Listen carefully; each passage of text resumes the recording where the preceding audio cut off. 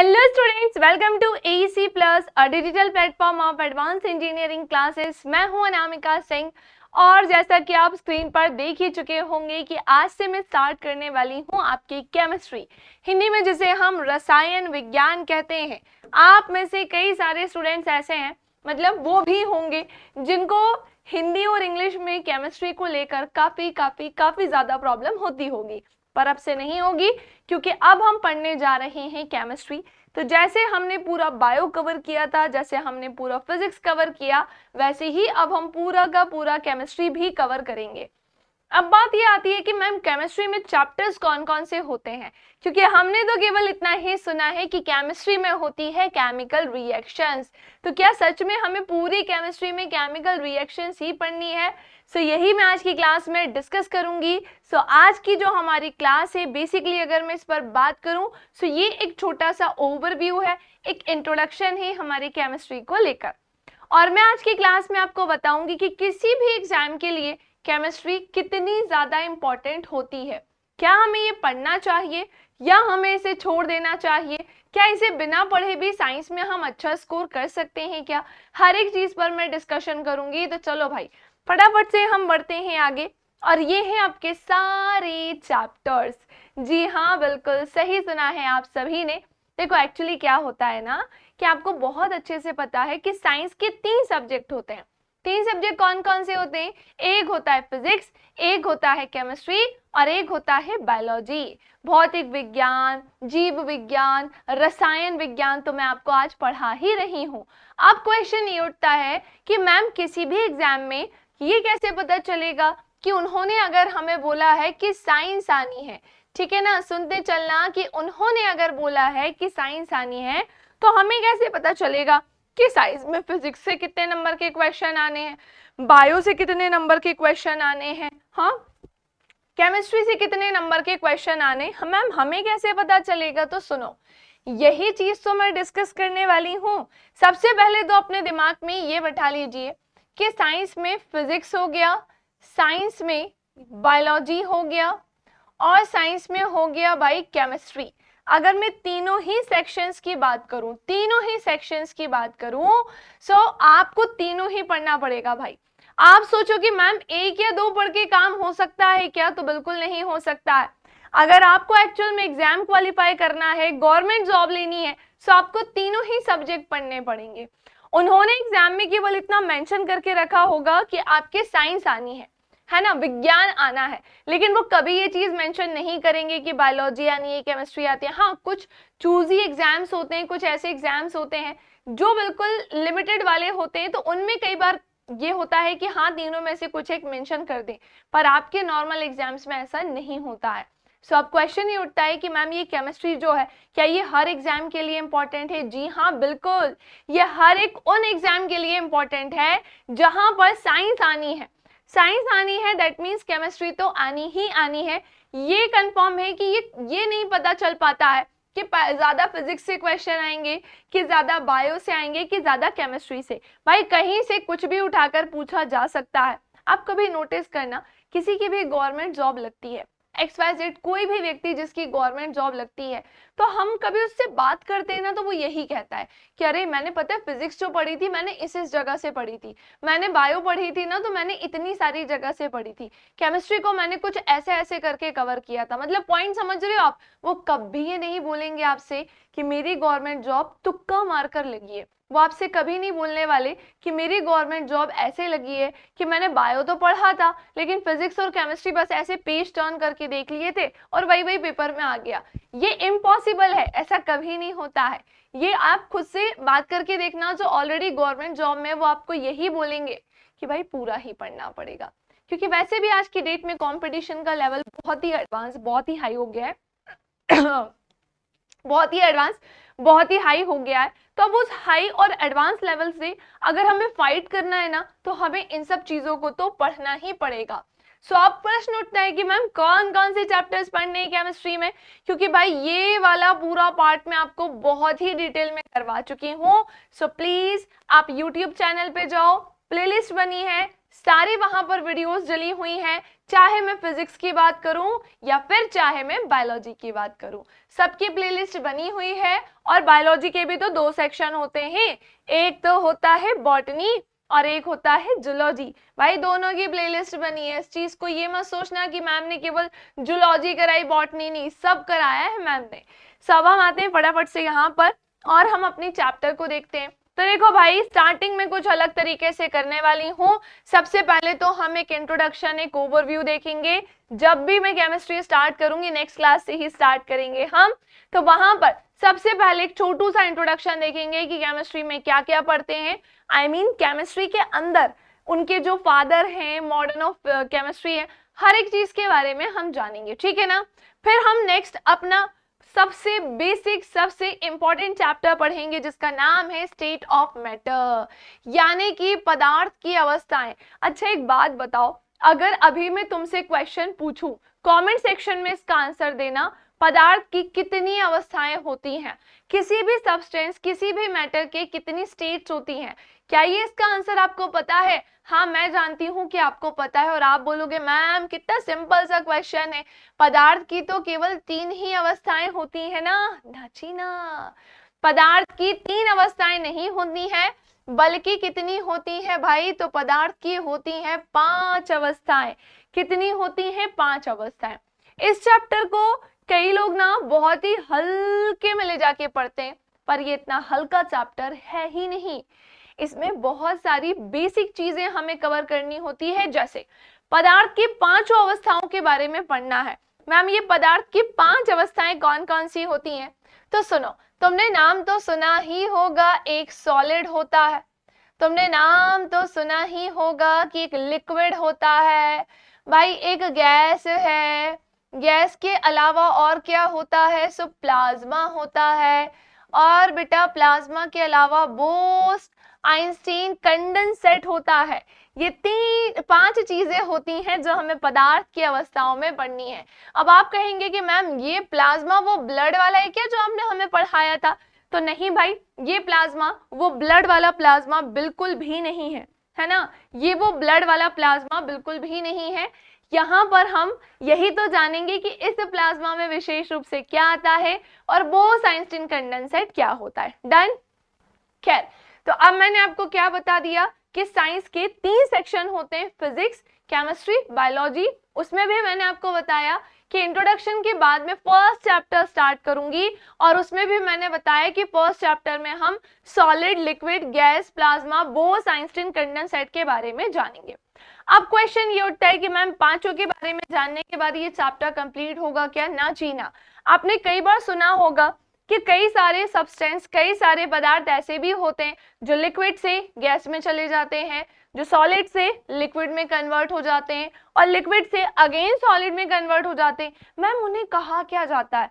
ये वाष्पीकरण क्या होता है, वेपराइजेशन क्या होता है, ये सब्लिमेशन क्या होता है, फ्रीजिंग क्या होता है, हिमांक क्या होता है। ऐसे कई सारे सेक्शंस हैं जो यस आपके एग्जाम में डेफिनेटली पूछे जाते हैं। सो वो भी मैं पूरा बनाकर आपको पढ़ाऊंगी कि भाई सुनो, अगर कोई भी सब्सटेंस, कोई भी पदार्थ भाई सॉलिड से लिक्विड में कन्वर्ट हो रहा है, सॉलिड से लिक्विड में कन्वर्ट हो रहा है, तो हम उसे क्या कहेंगे साइंस की भाषा में, केमिस्ट्री की भाषा में। और कोई भी सब्सटेंस या कोई भी पदार्थ अगर लिक्विड से गैसियस फॉर्म में कन्वर्ट हो रहा है, फिर उसे क्या कहेंगे। सो बस यही कुछ चीजें हैं जो हमें जाननी होगी हमारे पदार्थ की अवस्थाओं में। तो मैंने क्या बोला, 5 तरीके की अवस्थाएं पढ़ने के बाद मैं आपको वो कन्वर्जन के बारे में पढ़ाऊंगी कि कौन सी चीज किस में कन्वर्ट होकर क्या कहलाती है।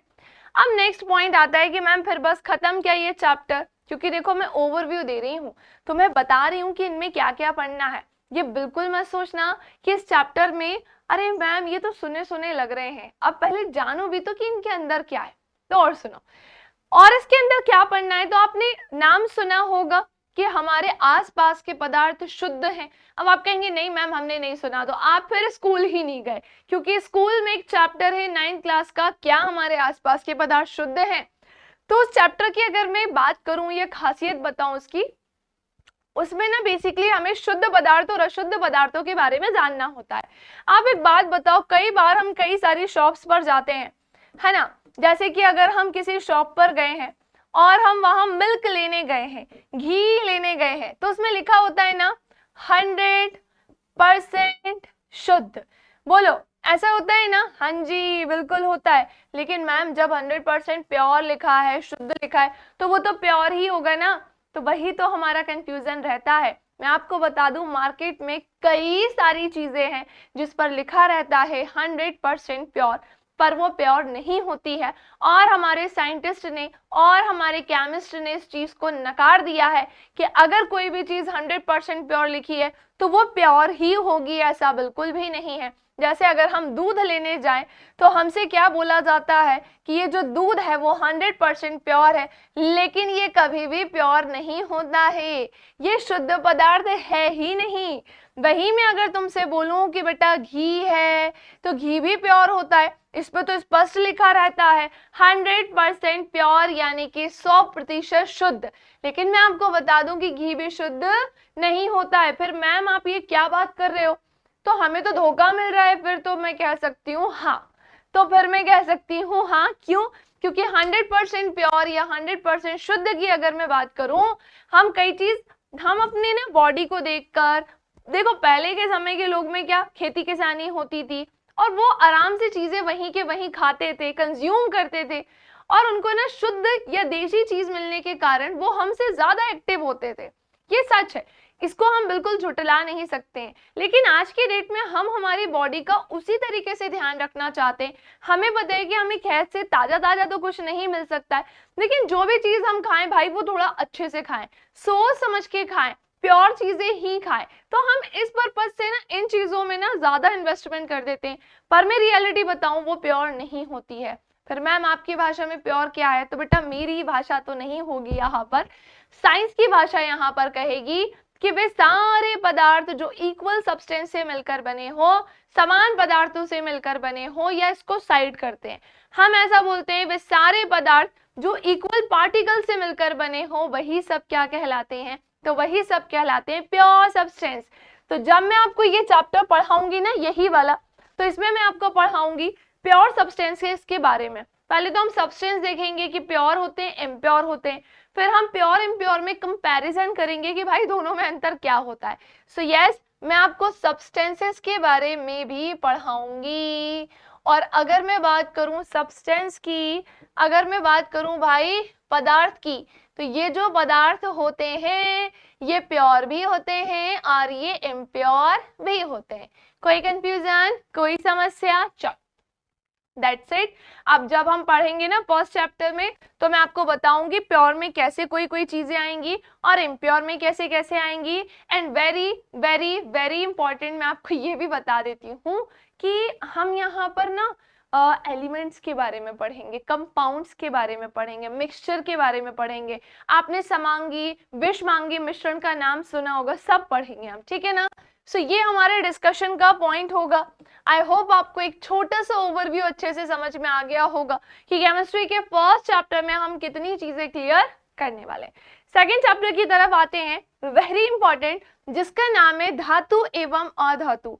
अब धातु एवं अधातु तो तभी समझ में आएगी जब आपको स्टेट ऑफ मैटर पदार्थ की अवस्थाओं के बारे में पता होगा, यानी कि यहाँ पर आपको बेसिक कॉन्सेप्ट क्लियर होंगे। क्योंकि एक्चुअली में पता है ये क्या है भाई, ये है एलिमेंट्स, नाम तो सुना ही होगा, ये है एलिमेंट्स यानी कि तत्व। आपको तो पता ही है कि हमारे साइंटिस्ट ने टोटल 118 एलिमेंट्स के बारे में हमें बताया है। सो यस, 118 एलिमेंट्स तो इधर नहीं पढ़ना है हमको, लेकिन मैं आपको सारे एलिमेंट्स को अलग कर करके पढ़ाऊंगी कि ये जो एलिमेंट्स है ना, एक्चुअली हुआ ये था कि हमारे साइंटिस्ट ने एक चीज नोटिस करी, उन्होंने ये चीज देखी कि टोटल एलिमेंट्स कितने होते हैं। तो एक मिनट, बस एक मिनट,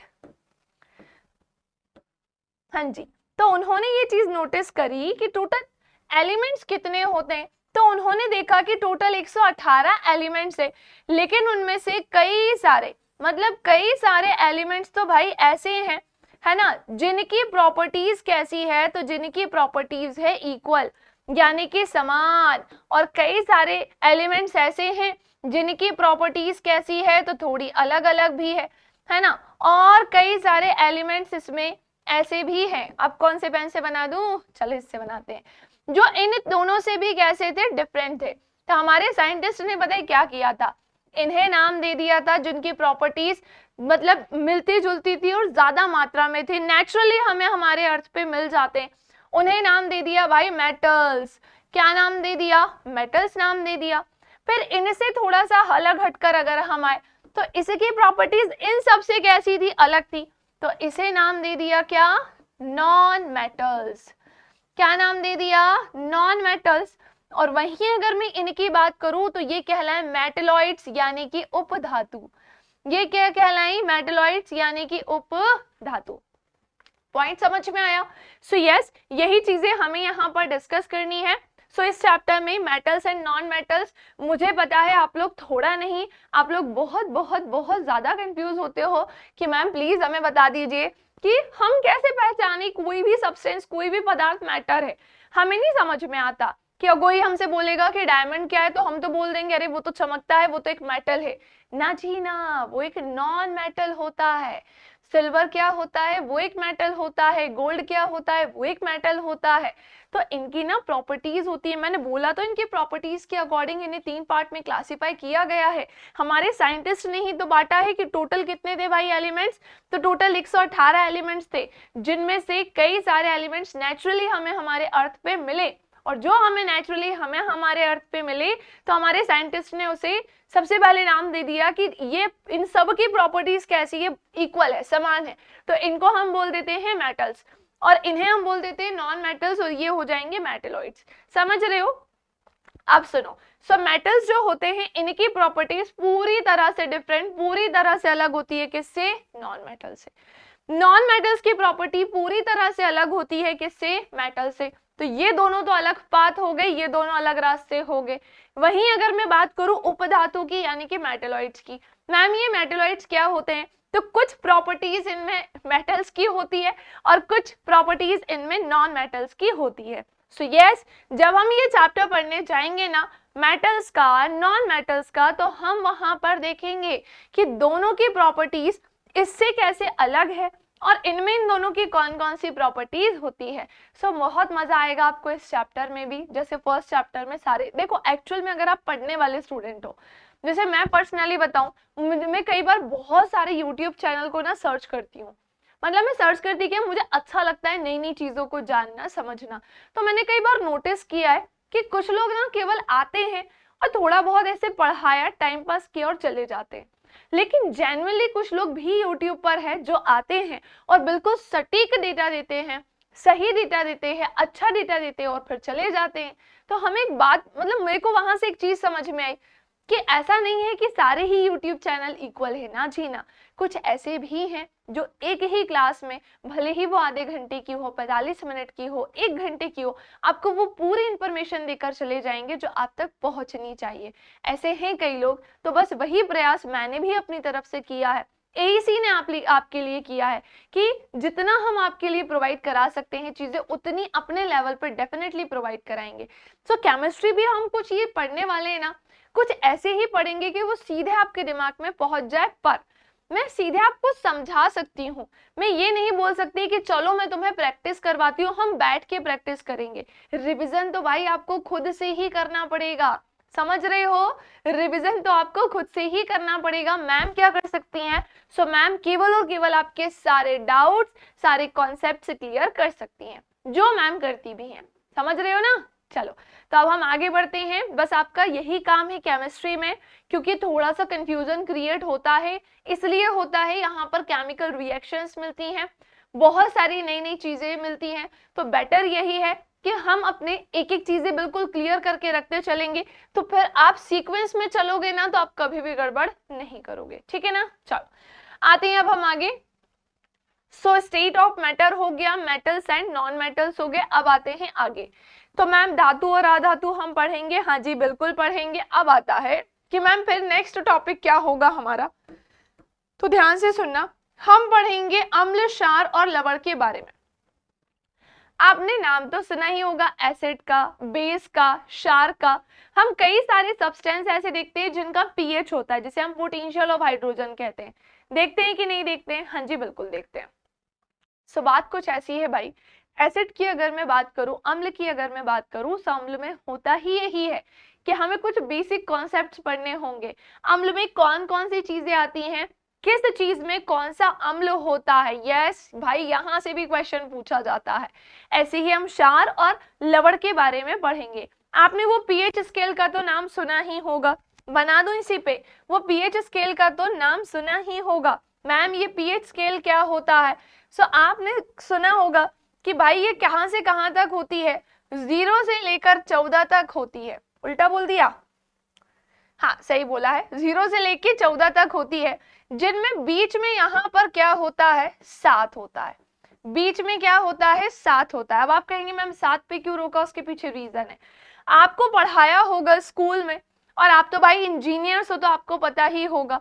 अच्छा कई बार ऐसा होता है कि टीचर बार बार बोलते हैं ना आप इंजीनियर, आपको ये तो पता होगा, आपको वो तो पता होगा। कई लोगों को नहीं पता होता है। सो डिमोटिवेट मत होना, क्योंकि अगर हम ये चीज बोल रहे हैं आपको पता तो होगा ही, लेकिन अगर आप बोल रहे हो, मन में सोच रहे हो कि मैम हमें नहीं पता है, तो हम बता रहे हैं उसके आगे। आप ये मत सोचना कि ये बोलकर हम नेक्स्ट सीधे अगली स्टेप पे नहीं। हमें पता है कि कई बार ऐसा होता है कि स्टूडेंट्स से चीजें याद नहीं रह पाती हैं, जो स्कूल में पढ़ा है, जो कॉलेज में पढ़ा है, तो हम है ना आपके सामने, हम बीच बीच में सारी चीजें याद दिलाते रहेंगे। ठीक है।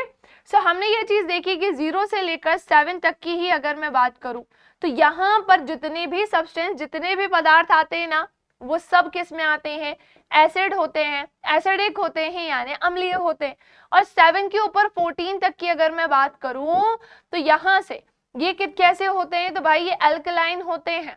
कैसे होते हैं, क्षारीय होते हैं।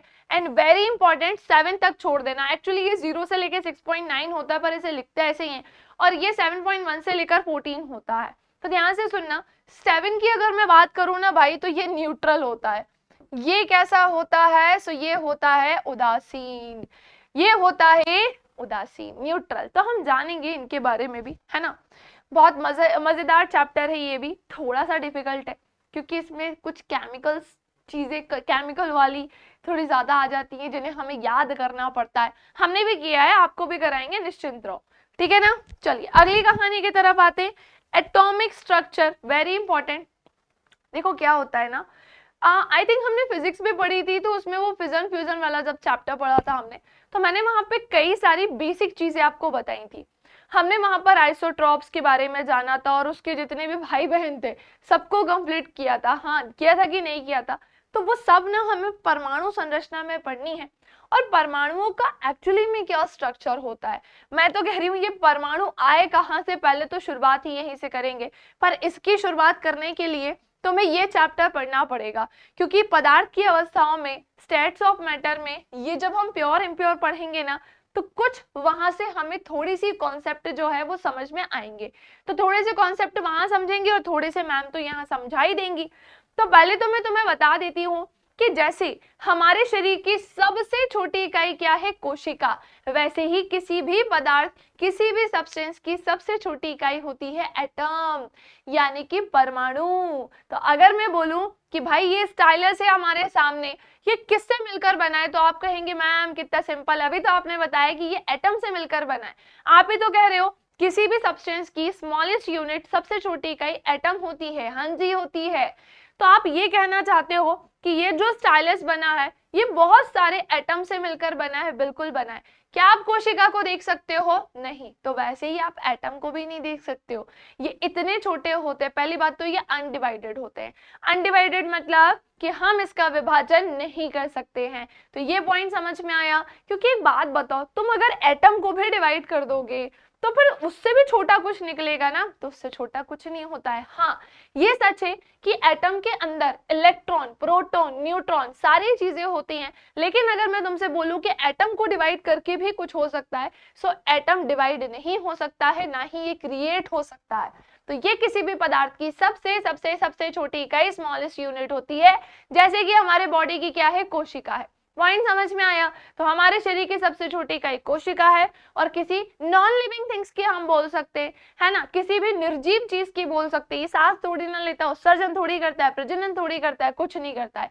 तो हमने ये चीज जानी कि अगर कोई ऐसी चीज है तो उसकी सबसे छोटी इकाई क्या होगी, तो वो एटम यानी कि परमाणु होगा, उससे छोटा कुछ नहीं। फिर मैम एक बात बताइए कि ये जो एटम होते हैं फिर मॉलिक्यूल्स क्या होते हैं, आयंस क्या होते हैं, वो समझ में आएगा सब आपको यहाँ पर, क्योंकि महर्षि कणाद नाम के एक साइंटिस्ट थे जिन्होंने एटम के बारे में बताया था। लेकिन कई सारी, देखो हम ना रिटन चीज पे बिलीव करते हैं बट वो उस चीज का ना रिटन प्रूफ नहीं दे पाए थे। तो ऐसे करके ना कई सारे साइंटिस्ट आए जिन्होंने अपनी अलग अलग थ्योरीज दी, मतलब पॉइंट समझ रहे हो आप, अलग अलग साइंटिस्ट आए जिन्होंने अपनी अलग अलग थ्योरीज दी, समझ रहे हो, और उन थ्योरी में इन्होंने ना अलग अलग बातों को बताया। रदरफोर्ड आए तो उन्होंने अलग चीज बोली, नील्स बोर आए उन्होंने अलग चीज बोली, कणाद आए थे तो उन्होंने तो पदार्थ की सबसे छोटी इकाई किसको बताया था, परमाणु एटम को ही बताया था। सो ऐसे करके हम हर एक साइंटिस्ट के बारे में यहाँ पर जानेंगे, और ये भी मजेदार इंटरेस्टिंग चैप्टर। देखो इंटरेस्ट तो लाना पड़ेगा, विदाउट इंटरेस्ट तुम सोचो जबरदस्ती मन मार के केमिस्ट्री पढ़नी पड़ेगी ना, नहीं हो पाएगा, तुम्हें इंटरेस्ट तो जगाना ही पड़ेगा, ठीक है ना। चलो नेक्स्ट आते हैं मैम, ये सॉल्यूशन क्या होता है। तो ये आपका वो क्वेश्चन का सॉल्यूशन नहीं है, ये अगर मैं इसके बारे में विशेष रूप से बात करूँ ना सॉल्यूशन विलयन को लेकर, तो तुम्हें यहाँ पर सॉल्यूट के बारे में जानना है ना, सॉल्वेंट के बारे में जानना है। मैम ये सॉल्यूट सॉल्वेंट क्या होता है, तो आपने नाम तो सुना ही होगा कि एक होता है विलेय और एक होता है विलयन और एक होता है विलायक। तो ये है विलेय, ये है विलायक और ये है विलयन, तीनों को हम अलग अलग कर कर ही पढ़ेंगे। किसी भी चीज में ये विलयन कैसे बन सकता है वो हम जानेंगे, और इसी के साथ आपको जब ये वाला सेक्शन पढ़ोगे ना इम्प्योर वाला, आधा डाउट वहीं क्लियर होगा। देखो अगर आप टेक्निकल में भी कोई भी चैप्टर पढ़ते हो, कोई भी चैप्टर किसी भी सब्जेक्ट का, है ना, तो आपने नोटिस किया होगा कि हमसे बोला जाता है कि ये चैप्टर पढ़ लो तो इससे ये कनेक्टेड है, ये चैप्टर पढ़ लो इससे ये कनेक्टेड है। वैसे ही केमिस्ट्री में ये सारे एक दूसरे से कनेक्टेड है, जिसमें से भी फर्स्ट चैप्टर सबसे कनेक्टेड है। ये जो फर्स्ट चैप्टर है ये सबसे कनेक्टेड है, समझ रहे हो। इसलिए मैं कह रही हूँ कि जब हम ये पढ़ेंगे ना तो इसकी हेल्प लगेगी, इसमें भी किसकी हेल्प लगेगी, तो इम्प्योर की लगेगी, क्योंकि वहां पे मैं तुम्हें समांगी और विषमांगी मिश्रण के बारे में बताऊंगी, और जब हम मिश्रण के बारे में ही पढ़ेंगे तो फिर तो हमारा सॉल्यूशन तैयार हो सकता है ना, क्यों नहीं हो सकता भाई, मिश्रण सॉल्यूशन फॉर्म में नहीं हो सकता क्या, तो बिल्कुल हो सकता है, ठीक है। चलिए आगे आते हैं अब हम केमिकल रिएक्शंस।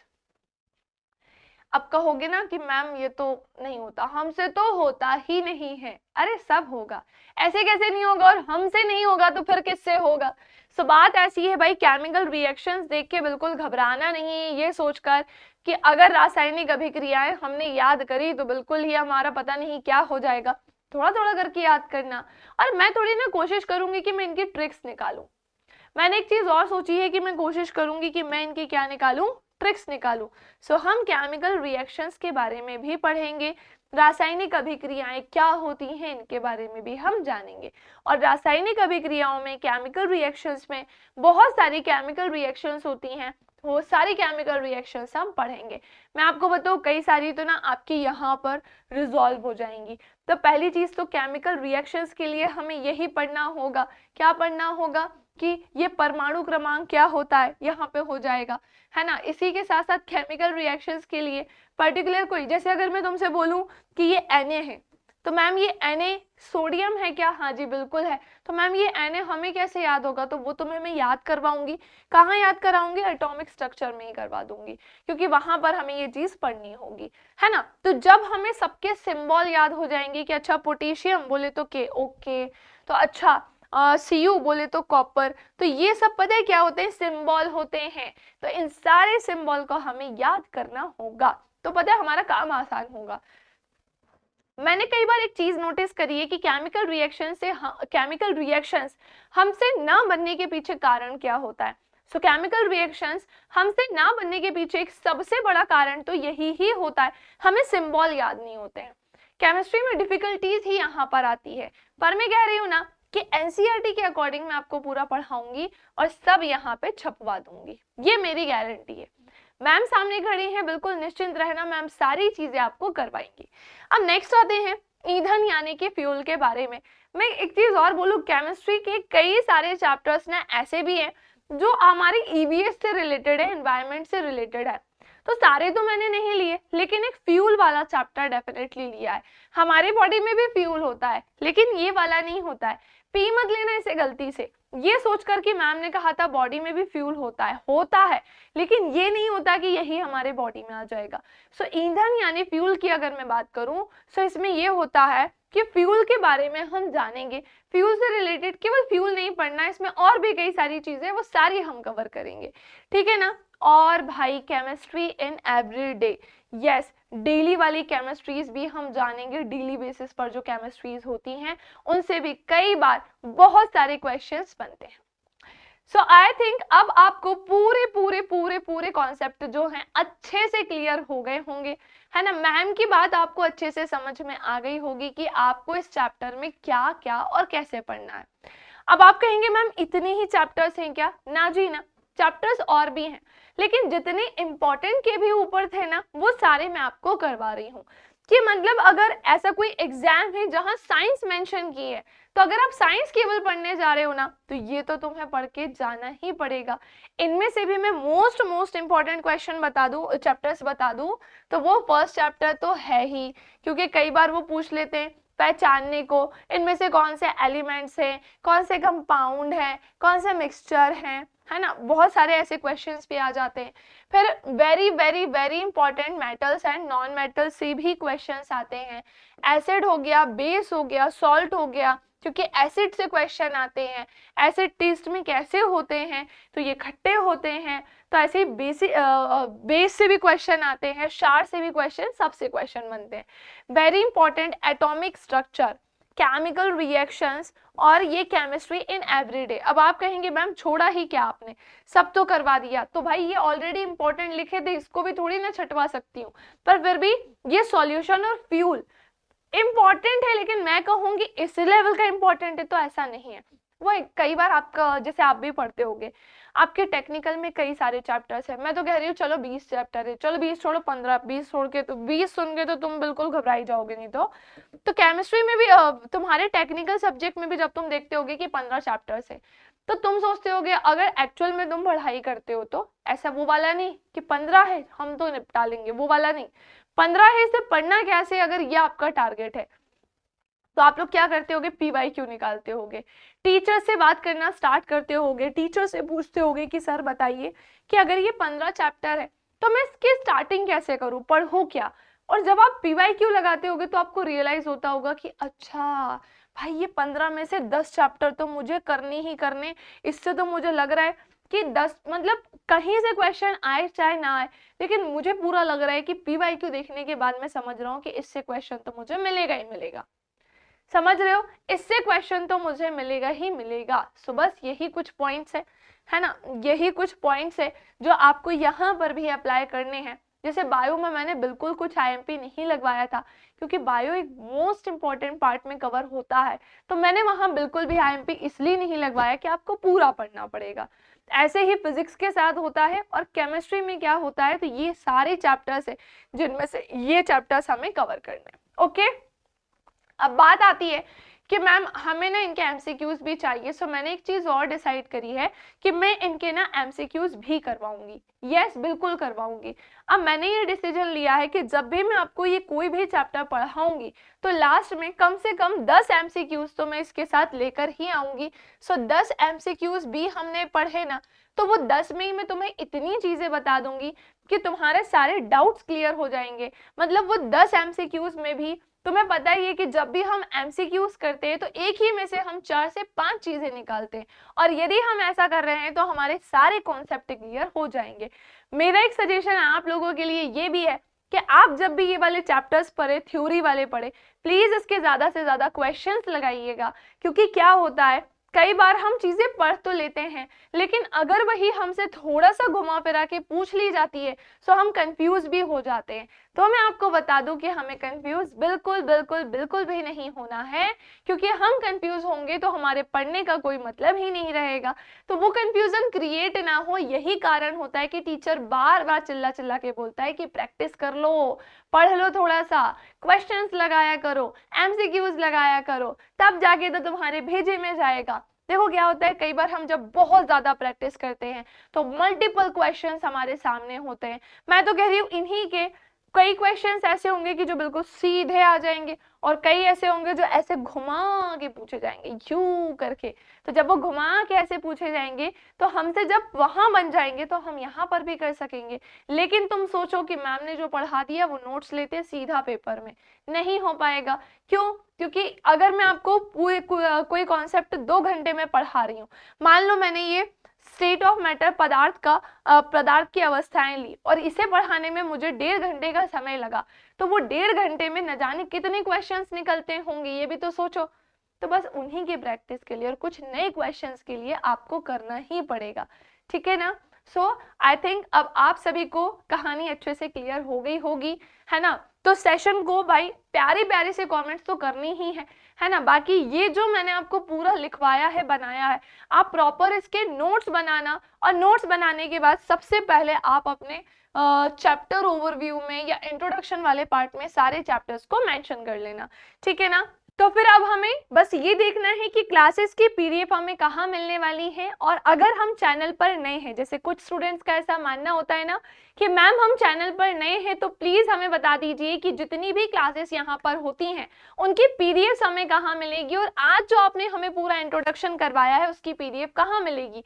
तो ध्यान से सुनो, उसकी जो पीडीएफ है वो आपको हमारे टेलीग्राम चैनल पर मिल जाएगी। सो टेलीग्राम चैनल पर आपको जाना है और वहां से पूरी पीडीएफ को डाउनलोड कर लेना है। इसके पहले भी पूरी फिजिक्स की डाउनलोड कर सकते हो, पूरी केमिस्ट्री की कर सकते हो। इसी के साथ मैं आपको बता देती हूँ कि अगर आप हमारे फेसबुक चैनल से नहीं जुड़े हैं एईसी के, तो आप हमारे एईसी फेसबुक चैनल से भी जुड़ सकते हैं। बहुत सारी अदर इंफॉर्मेशन आपको वहां मिलेंगी, और साथ ही साथ आप हमारे इंस्टाग्राम से भी जुड़ सकते हैं एईसी प्लस के नाम से, क्योंकि यहाँ पर भी बहुत सारी अदर इंफॉर्मेशंस मिलती हैं। सो अब मुझे नहीं लगता कि हमारी केमिस्ट्री की स्टार्टिंग में किसी को कोई इशू होगा, क्योंकि मैम ने सारी चीजें पूरा डिटेल में जाकर बहुत ही अच्छे से क्लियर कर दी है।